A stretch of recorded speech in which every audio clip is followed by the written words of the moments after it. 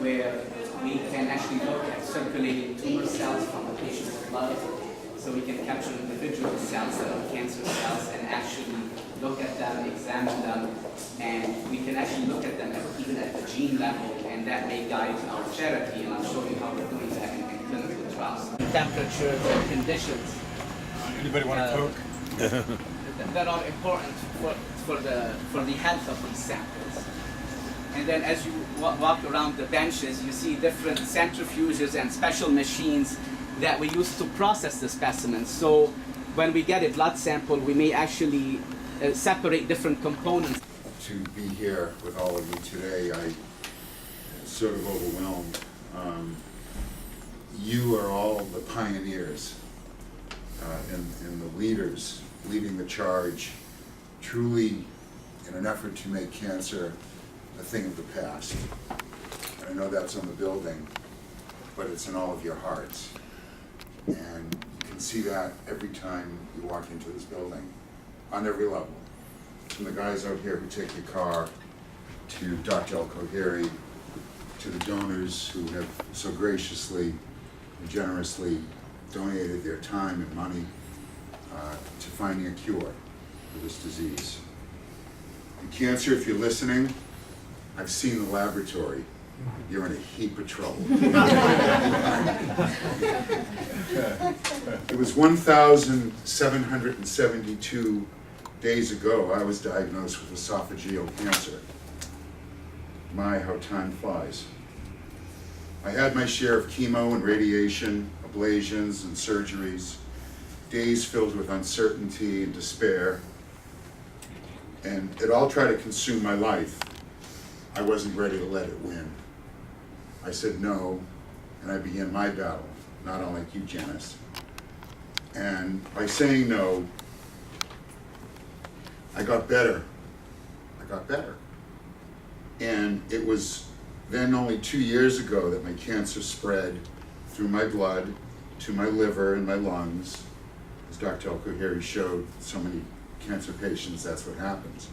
The cancer travels microscopically and uses your blood as its superhighway to get there. It was then I decided to become a USC Trojan.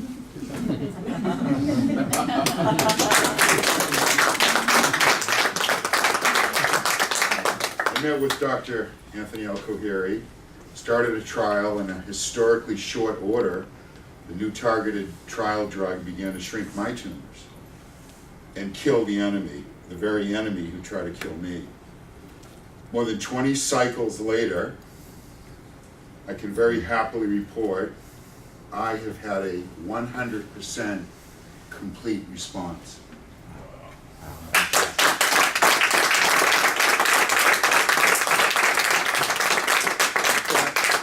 In fact, out of hundreds of patients, I am the only one who has reached this extraordinary level of success. The only one. But why me? Why not him or her? This new and innovative endeavor, led by Dr. El-Koheri, promises to give us some answers as to why me, not him or her. 5 years ago, my brother Bobby, who's here with me today, said, let's send your tumor tissue to a lab back east to determine what it's made of. We got answers way before it was popular to do so. That's how smart my brother Bobby is.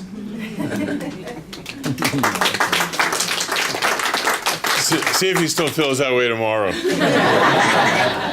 Well, we put that knowledge to work, and it saved my life. Bobby, you tirelessly continue to support me and love me and help me in every way cope with this unforgiving challenge. Thank you, Bobby. To my partner of 30 years, Brian, who's also here with us today, who was the love of my life and someone who was put up with under the most difficult times. I know that all too often I haven't been the perfect patient. Thank you, Brian.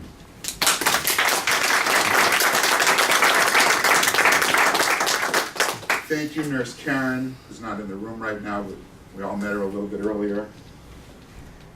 Thank you, Jubilee, and Thelma, Cynthia, and Becky, and Judy, and the dozens of nurses and doctors who have also saved my life. Thank you all. Page 2. We're almost there. Why want to separate? Oh, there we go. I wasn't even going to use paper. I was going to speak from the heart, but I got so nervous seeing all of you here. I said, if I don't have the paper, I'll leave someone out or I'll forget something, and that won't be good. So it's not as effective, but it's what I'm going to do. It's very effective. Thank you, Dr. El-Kohiri, for your wisdom. Your lifelong commitment and your bedside manner has saved my life. You are all my heroes and my loving, lifelong friends. What still remains is that nagging question, why me? Cancer, if you're listening, that's all about to change. All of you on some level are in the business of finding a cure, putting to rest this devastating disease once and for all. So why me isn't good enough. Through science, let's find out why me and not him or her. Let's get answers and fix everyone who struggles every day with this enemy called cancer. As a journalist for a few decades, I was charged with finding the truth, not unlike what doctors seek in their day-to-day endeavor. So I understand the challenge. The stakes are high, but the rewards are immeasurable. I dream that every single person I sit next to, and every friend and cancer comrade that I have come to know here at Norris, to have the same level of success that I have had. That is my dream, that is my hope. And I know all of you here today work tirelessly to that end. Hope, according to Webster's, is a feeling of expectation and desire for a certain thing to happen. I learned early on to hold on to hope, to embrace its meaning, and live by its very definition. The currency is hope. So that makes USC a very wealthy place. Hope is a very big component of my success. Hope for many of us is the only thing that we have to hang our hats on. So thank you for caring so much. Thank you for being so good at what you do. Thank you for trying to make such a big difference in the lives of so many people. Let us all continue to make cancer a thing of the past. And in closing, thank you again, Dr. El-Kohiri. This time for my mother and father. Thank you.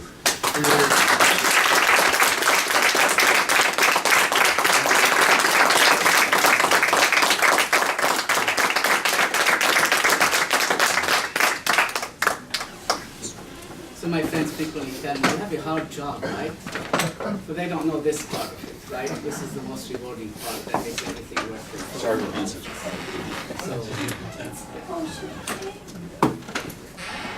But again, thank you all for being here. Yeah, we have wine, we have appetizers, anything you guys. Yes, have some wine. What Shout about out to you. Sorry, for that.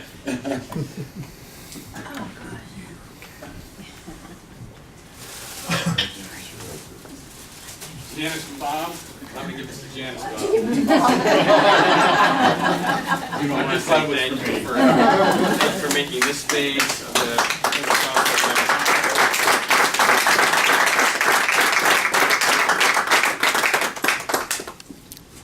Here's a little something we'd like for you to put up on your wall as a thank you, so you remember all that you've done for us, how much we appreciate your support. Wow.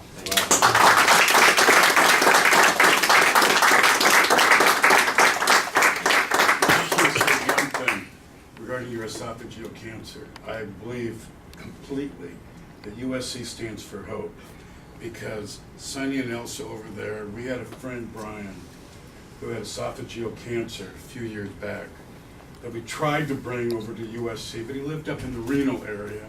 And he kept on saying to me, my doctors are great in Reno, but I kept on saying to him, you don't have the educational research, you don't have the university. There's so many things you don't have, and we want to introduce you to Dr. El-Kohiri. And his comment to me was, well, I'm going to go ahead and continue with my phase here at Reno. And sadly, our friend died by not coming down here. So I only say one thing, here at USC, this stands for hope. And I want to thank you. It does, it truly does.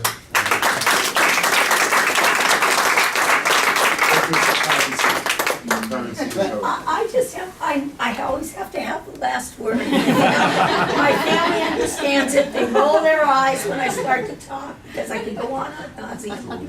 But what you said about hope is so true. And the one thing, if we can do anything for anybody that has cancer or any catastrophic disease, and pardon my French, is to tell them to kick ass and don't let their ass get kicked. That's right. Because if you have determination, if you have joie de vivre, you will survive longer. I'm not saying you're gonna beat it, but you will survive longer because your focus is not for me, it's on other things. And I wanna thank three people who are not here because they have a special place in my heart. And that is Dr. El-Kwahari's wife and 2 girls who give their dad and their husband up for the hours that he spends in the life. Mama Hall appreciates that greatly. Thank you. I think you said it best, it takes a village. Done. Fight on. Yes. Well, thank you all. Let's celebrate. Thanks.